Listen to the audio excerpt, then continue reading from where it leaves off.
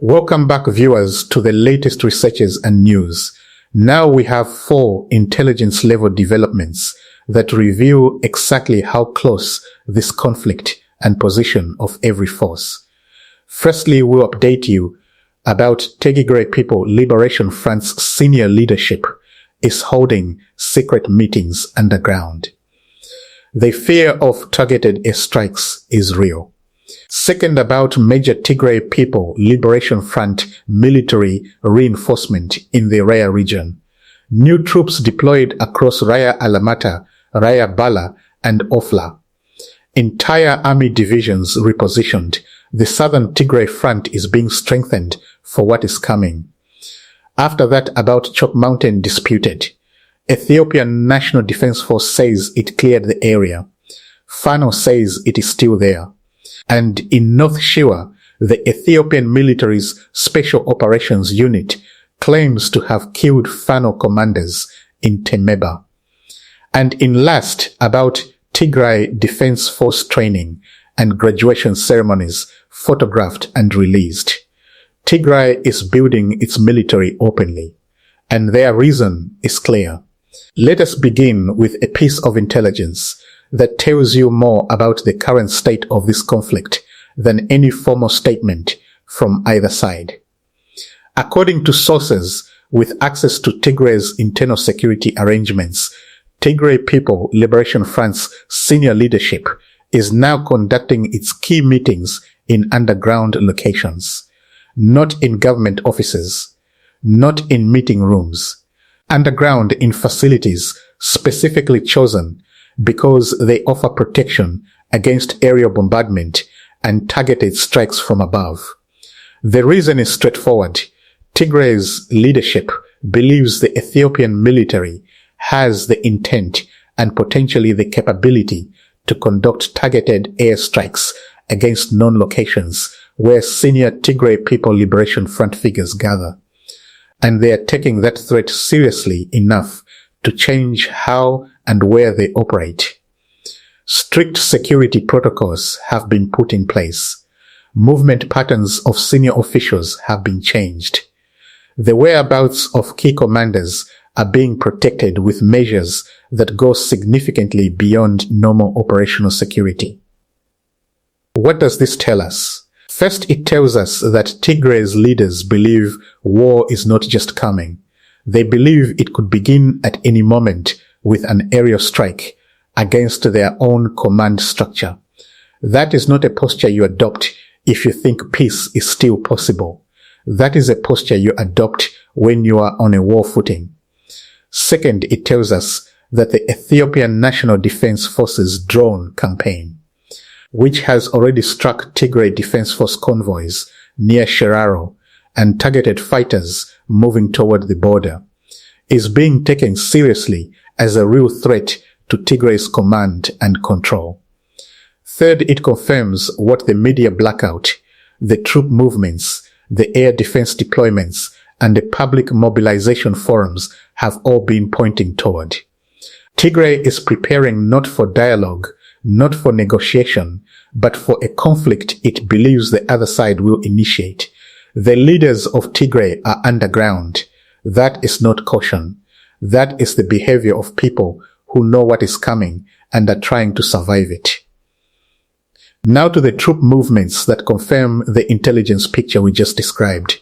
The Tigray People Liberation Front has conducted what sources describe as significant military reforms and reinforcement across the Raya region, the strategic area along the southern Tigray border with North Wulo in Amhara. This is the same corridor we have been tracking for weeks, where Fano and Ethiopian National Defense Force have been fighting in Raya Kobo, where the A2 highway connects Tigray to Wodia and Kobo, and where any joint Fano-Tigray Defense Force operation would need to link up. New troops have been deployed across Raya Alamata, Raya Bala, Ofla, and surrounding districts. These are not routine rotations. This is a deliberate strengthening of the front row positions, the units that would be first in contact if and when major fighting erupts. The specific movements reported give us a clear operational picture. The 26th Army previously deployed across Sikota, Abijele, and Berebere has been repositioned to Korem. Korem sits directly on the A2 highway at the southern edge of Tigray, where it borders the Raya region. Placing a full army unit in Korem means the Tigray Defense Force has a significant force positioned exactly at the point where the Tigray-Amhara boundary meets the main road. Simultaneously, the 43rd and 44th Armies operating in Raya Bala, Kofi Goro, Adiskeng, and Besoberem have received additional personnel and resources. Their operational capacity has been expanded. What is the strategic logic of all this? Raya is the entry point. It is where any Tigray Defense Force advance into North Wulo would begin. It is where the A2 highway, which the Ethiopian National Defense Force has concentrated its defenses along, is most vulnerable to pressure from the Tigray side. By reinforcing across all of Raya simultaneously, Alamata, Bala Ofla, Korem, the Tigray Defense Force, is not preparing for a single point of advance. It is preparing to apply pressure across the entire width of the southern Tigray front. This is not defensive repositioning. You do not reinforce your frontline positions across multiple districts simultaneously if you are preparing to hold ground. You do it when you are preparing to move forward. Now to something that has been documented in photographs and video, and that speaks directly to the status of the Pretoria Agreement. Photos and videos have been released showing Tigray Defense Force training exercises and graduation ceremonies involving different divisions of the Tigray forces. These are not hidden.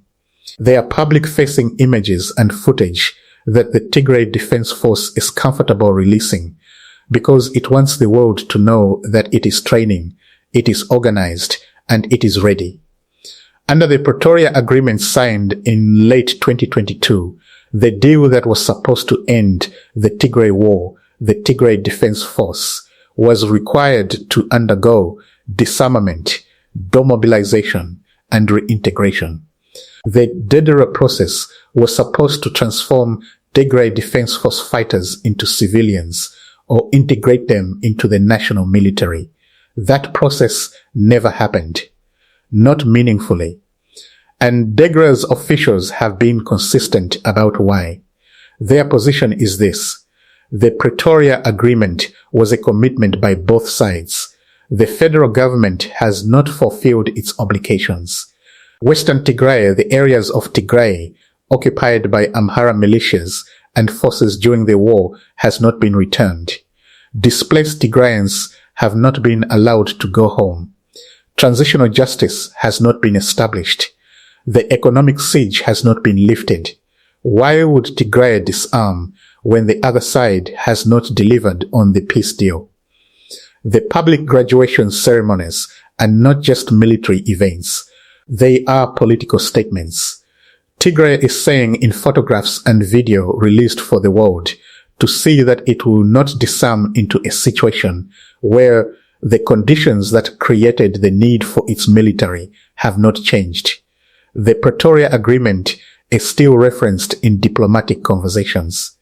On the ground in Tigray, among the forces photographed graduating from training it is a document, not a reality. Finally, two claims from the Ethiopian military that require careful examination. First, the Ethiopian National Defense Force has stated that it has cleared the Chalk Mountain area, the strategic highland range in East Gojam zone that has been a Fano stronghold and which the federal military launched a major operation to seize. Fano representatives reject this claim directly. They say their forces remain active in the Chalk Mountain area and have continued operations there since the Ethiopian National Defense Forces advance. Who is right? Independent verification of FIDICARE claim is not currently possible. What we know from our previous reporting is this. The Ethiopian National Defense Force did achieve initial territorial gains in the Chalk Mountain operation. It advanced into areas previously under Fano control. But Fano's response from Meshakel and surrounding areas has been active and sustained. The claim that the area has been fully cleared sits uncomfortably alongside continued reports of fighting in adjacent raiders. We have seen this pattern before, when the Ethiopian National Defense Force made claims about Dekedamot. Fano was still operating in surrounding areas and launched counter-offensives. A claim of clearing an area and the reality of controlling it are two different things, especially in mountainous terrain that historically favors guerrilla defense over conventional military occupation. Second claim, the Ethiopian military's Special Operations Regiment says it conducted an operation in Temeba district of North Shewa zone. According to the military's own statement, several local Fano commanders were killed during the operation, and a commander identified as Aman Ashato was wounded. The military has released names of those it claims were killed. Fano has issued no public response to these claims as of the time of this report. The absence of a response does not confirm the claims. It is also consistent with Fano's practice of not immediately acknowledging losses of specific commanders.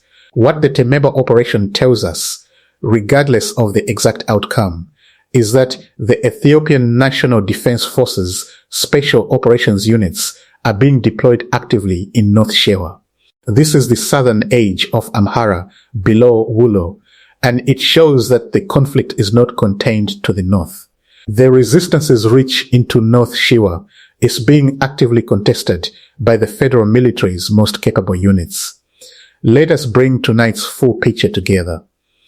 Tigray People Liberation Front's senior leadership is holding meetings underground because they believe airstrikes on their command positions are a real and imminent threat. This is a war posture, not a political one. Across Raya, the 26th Army is in Korem. The 43rd and 44th have been reinforced. The entire southern Tigray front is being strengthened. This is preparation for advance, not defense. Tigray Defense Force graduates are being photographed in public training ceremonies, a direct signal that Pretoria's Dega process has been abandoned in practice, and that Tigray will not disarm into a situation where the peace deal's promises remain unfulfilled. And on the Ethiopian National Defense Forces side, claims of clearing Chalk Mountain that Fano disputes, and a special operations strike in North Shewa that Fano has not yet responded to. Two sides, both preparing, both moving, both convinced that the other will not offer what peace requires. The underground meetings of Tigray's leaders, the fresh troops arriving in Korem, the graduation photos released for the world to see. This is not a country stepping back from the edge. This is a country that has already crossed it. We will keep reporting every development. Like, share, and subscribe, and ring the bell so you never miss an update.